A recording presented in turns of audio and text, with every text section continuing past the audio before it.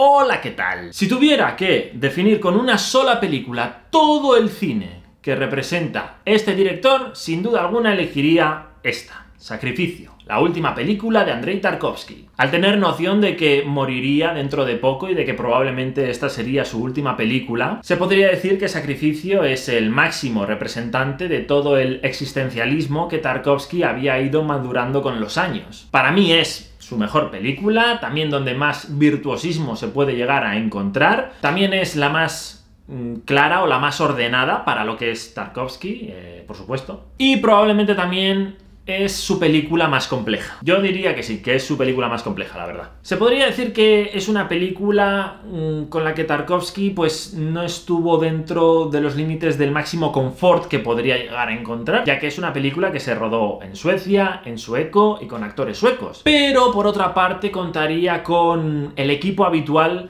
de uno de los máximos representantes del cine de este país, Ingmar Bergman, director que Tarkovsky admiraba y que también por el que él era admirado. Y que curiosamente en esta película sí que podríamos encontrar elementos que tienen su relación con este director sueco, como por ejemplo la desrealización a un nivel más delirante o más de deterioro cognitivo, vamos a decir. En Sacrificio sale el director de cabecera de Ingmar Bergman, Sven Nykvist, que realizaría películas tan memorables como por ejemplo Persona o La insoportable levedad del ser, que esta película pues no es de Ingmar Bergman, pero sigue siendo una gran película europea en este caso. Dicho lo cual, empezamos directamente con Sacrificio. Abrimos la película con esta imagen, el cuadro de la adoración de los reyes de Leonardo da Vinci, mientras se escucha de fondo la Pasión de San Mateo de Bach. Esta pieza musical narra los capítulos 26 y 27 del Evangelio de este apóstol, los cuales relatan la última cena de Jesús de Nazaret, elemento que va a tener su importancia más adelante. Y el cuadro es una obra con composición semicircular y piramidal, en la que los Reyes Magos observan atónitos e incrédulos el carácter divino del niño Jesús. Y siguiendo con la exposición, en este punto concreto del cuadro realizamos un traveling vertical recorriendo la anatomía de un laurel. Con esta presentación, Tarkovsky ya nos está preparando para todo lo que va a venir a continuación en esta película. Y es que Tarkovsky decía de Sacrificio que era una parábola, es decir, una alegoría no metafórica, por llamarla de alguna forma. Cosa que a mí, personalmente, me cuesta reconocer dentro de esta película. Seguramente por limitación mía, por supuesto. Y de un árbol pasamos a otro árbol, en este caso un árbol japonés. Para Tarkovsky, Japón y su cultura tenían un valor especial, ya que su visión del tiempo y el cine, que ya expliqué en los vídeos de Solaris o El Espejo, por ejemplo, le resultaban muy cercanos a los haikus japoneses. Obras pequeñas y cortas que simplificaban hechos anodinos con gran precisión, dotándoles de una intención casi inmortal, como la llamaba Tarkovsky. Yo siempre que intento comprender este concepto, me viene a la cabeza el libro El universo en un junco. Este título resume muy bien lo que para Tarkovsky significaban estos haikus, la verdad. Y también el director soviético sentía una gran conexión con aquello que los japoneses denominaban Saba, que es un poco como ver el encanto en lo viejo, es decir, ver que por un objeto pues han pasado años y vidas anteriores. La roña inimitable, la pátina del tiempo. Y estos conceptos, representados por el país nipón, van a contrastar mucho con otra cultura que se va a presentar más adelante en esta película. Alexander, el protagonista, y su hijo plantan este árbol, que no es más que un tronco seco y muerto. Y aquí Alexander cuenta una de las muchas historias que vamos a ir encontrando a lo largo de la película. La historia del monje que estuvo subiendo al monte a regar un tronco seco durante 3 años hasta que de este brotaron hojas. Pequeña historia que Tarkovsky utilizaría para representar lo que es la fe, al menos para él mismo. Y tal y como nos contará después, la verdad que de forma un tanto literal, la verdad, este pequeño relato describe la forma de vida de este protagonista, que una acción automatizada y repetitiva desencadenaría un suceso importante después de una larga espera, trascendiendo la rutina propia en un ritual. Y así es como él se siente. Él siente que lleva esperando mucho tiempo a que algo ocurra, algo que le haga trascender, que la vida es una espera a que ocurra un hecho real. Y entonces aparece el que es el personaje más llamativo de la película, el cartero, el cual le da una felicitación de cumpleaños a Alexander de sus antiguos compañeros actores. Aquí es cuando conocemos a nuestro protagonista, que es un no creyente que sin embargo vive en un estado permanente de postración y que también es un crítico literario y teatral y profesor universitario, que anteriormente había sido un exitoso actor. Y también, de una forma muy sinuosa, nos presenta, entre comillas, al cartero. ¿Quién es el cartero? O mejor dicho, ¿qué es el cartero? La verdad es que cuando volví a ver Sacrificio, este cartero me recordó mucho al prestamista del Fausto de Sokurov, un cuasi elemento de providencia divina con un comportamiento un tanto excéntrico. Aquí podría llegar a admitir que igual me estoy flipando un poco y además no sé mucho en cuestión, pero este carterista se podría decir que es la representación de Nietzsche, del filósofo Friedrich Nietzsche. Más allá del relativo parecido físico con el autor del Profeta del Superhombre, el cartero Otto, nombre de origen alemán como Nietzsche, habla directamente de Zaratustra y del enano jorobado que consiguió tumbarle, casi como describiendo a Alexander y a su hijo como el profeta y el enano respectivamente. Zaratustra, en un sentido, también es el propio Nietzsche, y esto también coincide con un comentario en el que se afirma que a los dos les pasa lo mismo. Y este cartero habla de que el mundo es cíclico, de que todo se repite, del eterno retorno o reencarnación, mientras no para de dar vueltas con la bici de un lado a otro. Pero también concluye que el hombre puede ser capaz de meter una ley universal y por tanto crear su propio universo. Todo esto podría ser una mención al superhombre de Nietzsche, el cual, después de haber acabado con Dios, es capaz de crear su propio universo. Y para finalizar, Otto el cartero realiza este comentario tan cargado de ironía. Du säger. Alltså, är du bekant med Nietzsche? Nej, inte personligen.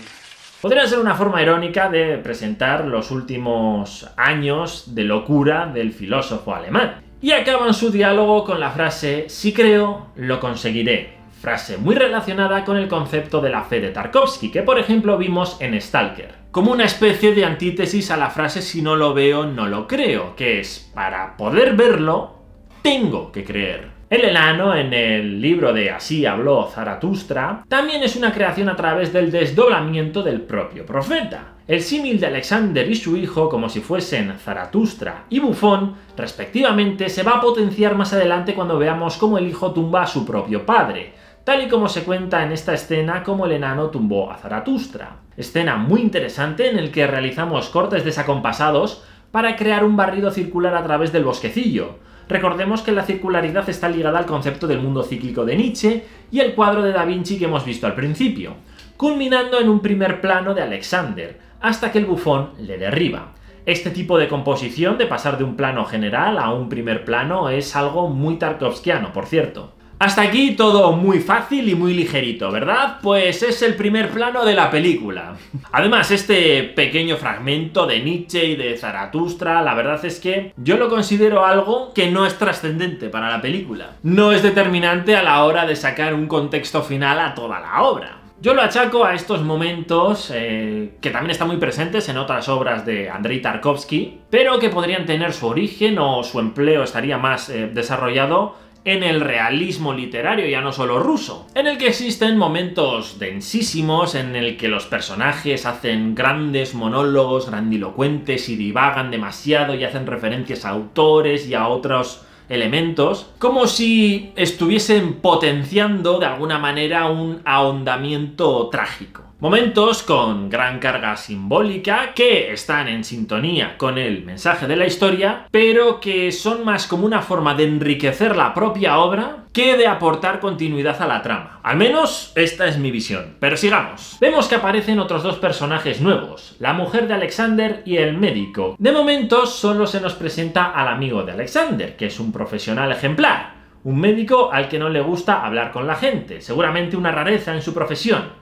Y descubrimos que por alguna intervención quirúrgica, el hijo de Alexander no puede hablar. Y luego Alexander nos cuenta cómo se fue a vivir a aquella isla, porque están viviendo en una isla, que no lo he dicho, que paseando con su mujer por esta islita encontraron una casa maravillosa y al final se quedaron a vivir en ella. Y más adelante, así como de la nada, empieza a divagar sobre la decadencia en la que vive la sociedad actual. una sociedad construida a través de la violencia y las guerras, una sociedad decadente que usa el progreso para descubrir nuevas formas para matar. Y al final concluye de que alguien debería hacer algo, en vez de estar hablando sin parar, tal y como hace él. Esto, como ya se mostrará más claramente, es una alusión a Europa y a la cultura occidental, y de cómo todo el materialismo en el que se basa su sociedad es un incentivo para destruir todo ápice de espiritualidad. Este es el conflicto interno de este personaje.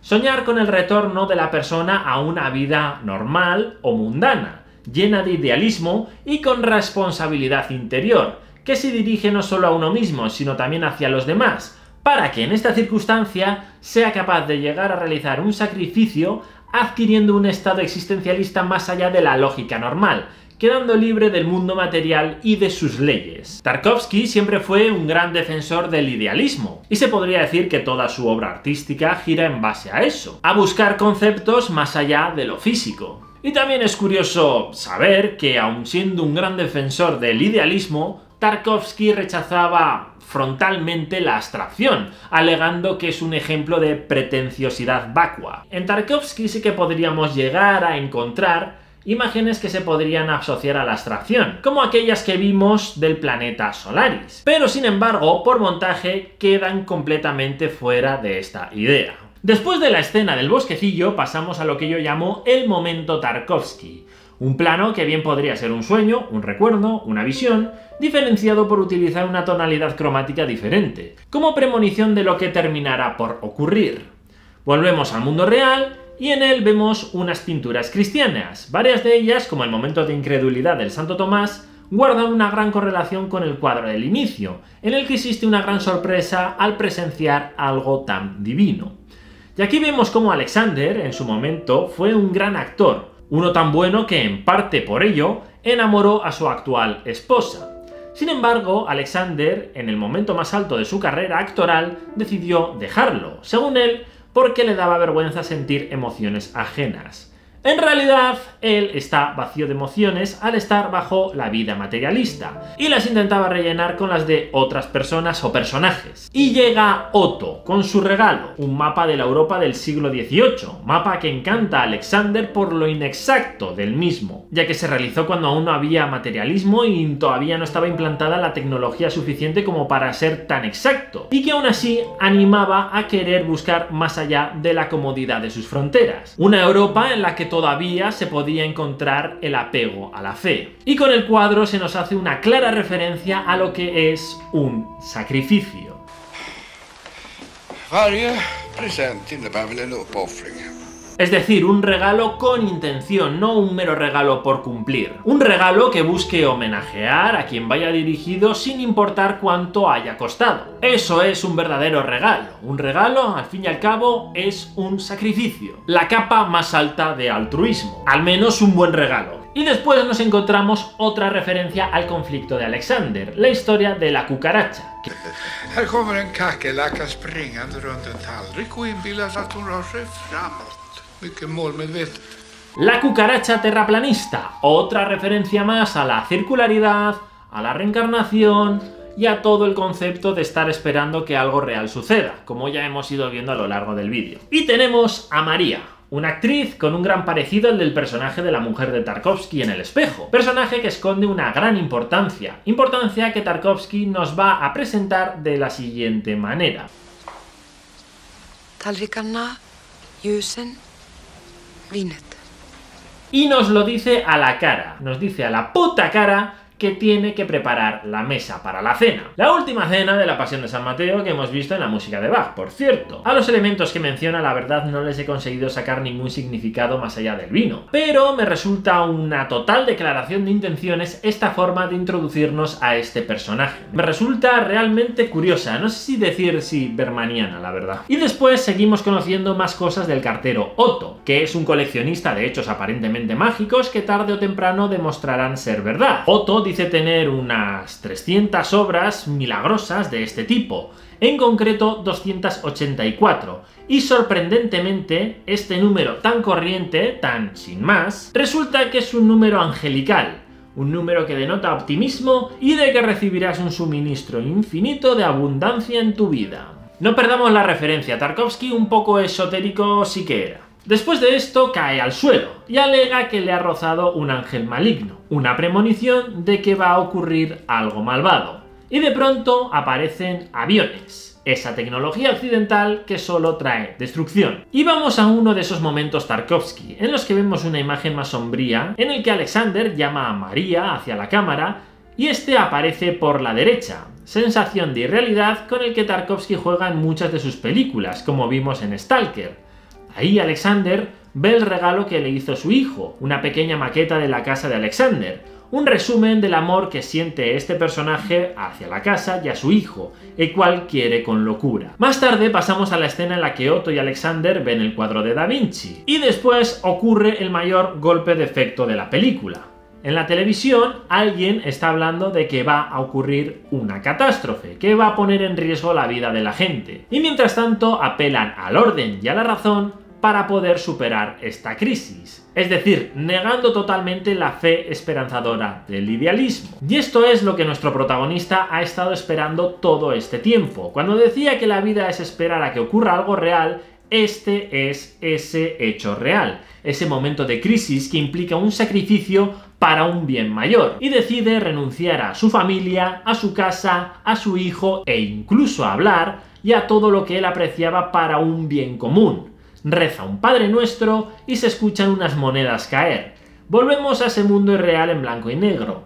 Vemos unas monedas en el suelo y la casa con unos árboles en un ambiente nevado, una casa parecida a la de la película del espejo. En un momento, un niño sale corriendo y se vuelven a escuchar los aviones. De este sueño pasamos a la que probablemente sea mi escena favorita, en la que el inicio y el final de esta están filmadas con un juego de reflejos entre el cuadro y la ventana, en el que pasamos de estar dentro a fuera y de fuera a dentro con una irrealidad ambigua que da mucha riqueza a la escena. Aquí Otto le dice a Alexander que debe acostarse con María para poder completar el ritual que haga que esta catástrofe desaparezca. Alexander marcha dejando a su familia cenando a la intemperie y llega a la casa de María, una casa con fotografías de personas y crucifijos, es decir, una casa en la que se respira fe. Primero María le limpia el barro de las manos a Alexander, un gesto maternal en la filmografía de Tarkovsky que ya vimos por ejemplo en Solaris.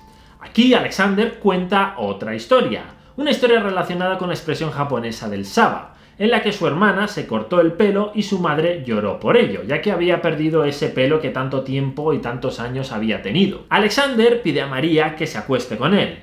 Ella a priori rechaza, pero él se amenaza con suicidarse, pasan unos aviones y María, ante un derroche de racionalismo tal, accede, en una escena parecida a la del espejo. Y cortamos a otro momento Tarkovsky, en el de la ciudad en blanco y negro que ya vimos anteriormente, pero esta vez con personas corriendo, con un juego de reflejo también muy interesante, como resumiendo cómo una situación catastrófica se ha resuelto de forma divina. Después vemos el plano de la mujer con el moño de espaldas, tan característica de este director y que aboga a las madres. Y de hecho, cuando Alexander se despierta, llama a su madre. Pero antes de despertarse, María le pregunta sin parar quién le ha hecho sufrir tanto. Y de repente aparece la mujer. La mujer es un personaje trágico que ahoga a su alrededor cualquier ápice de personalidad y que por ello, aun sin quererlo, llega a oprimir a las personas. En este caso también a su marido. Es una mujer que no sería capaz de ver ese idealismo con el que Alexander sueña y que por tanto, como no lo entiende, pues cree que debe destruirlo para protegerse. Alexander vuelve a nacer, bajo el cuadro de Da Vinci. Ahora él, después de haber estado gran parte del metraje con un chal blanco,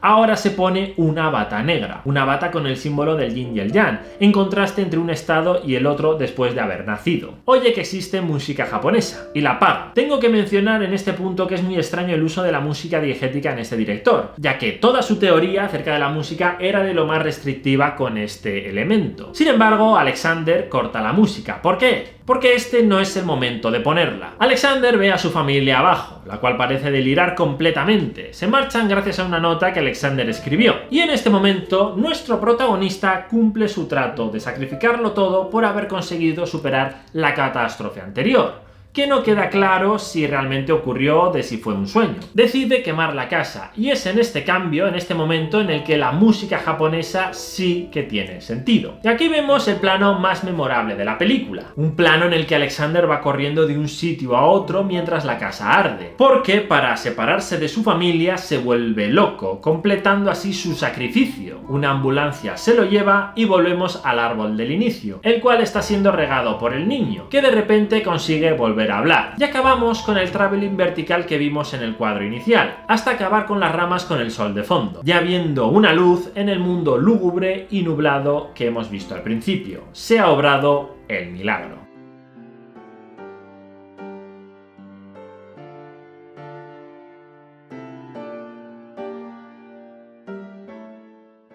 La verdad es que esta película para mí resume perfectamente un elemento que me llama poderosísimamente la atención de este director, que es tratar de romantizar el idealismo presentándolo en una forma delirante. Algo que también se puede ver en la película de Nostalgia con el personaje de Domenico, que es un personaje monstruoso, la verdad. O en el personaje del Stalker, que queda como un bobo. Y me resulta muy llamativa esta forma de querer convencerte de algo a través de el antirracionalismo, ¿no? A través de un personaje burdo, un personaje torpe, un loco. Me llama mucho la atención, la verdad, me llama mucho la atención, y bueno, dentro de esta singularidad pues también me parece algo muy destacable. Y esto ha sido todo. Aquí acaba toda la recopilación que hemos hecho hasta ahora del director soviético. Espero que os haya gustado y también espero que pues ayude a poder entender o ver de otra forma el mundo interno de este director. Así que nada, dadle a like, comentar y suscribiros. No tenéis ni idea de lo costoso que es hacer un vídeo como este. Dándome amor, por pequeño que sea, la verdad es que me animáis a que lo siga haciendo. Y nada más, nos vemos en el siguiente vídeo, un abrazo y hasta otra.